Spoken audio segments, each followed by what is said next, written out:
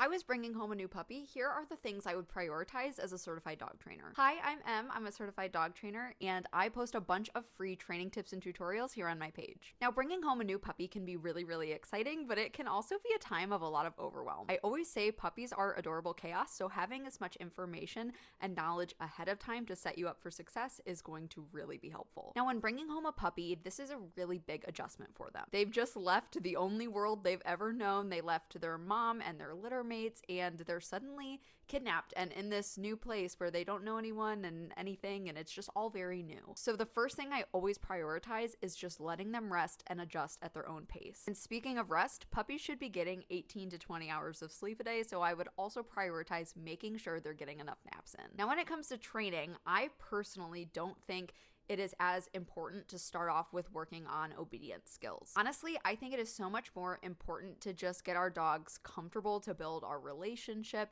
and to just build up experiences with them interacting with the world. So really prioritizing things like proper socialization and cooperative care conditionings, getting them used to their paws being touched, their ears being touched, all of these different things that they'll encounter, especially those things that they will experience early on in their first vet visit. And then also introducing them to things like the brush or the comb, the Dremel, or toothbrushes, just different things like that, so that when they do experience these things for the first time, they already have a little bit of a background and foundation to fall back on. And I want to make these experiences a positive one, or at least neutral. And then in terms of socialization, I want them to experience a range of surfaces to walk on, sounds, smells, different sights, even just things around your house that can maybe cause a little bit of uncertainty. Things like the dishwasher or the washing machine or the vacuum. And then letting them go out and observe the world from a distance. There's this misconception that socialization has to be our dogs interacting with things, but observation is such a key component of proper socialization. Another thing that I would definitely prioritize when bringing home a puppy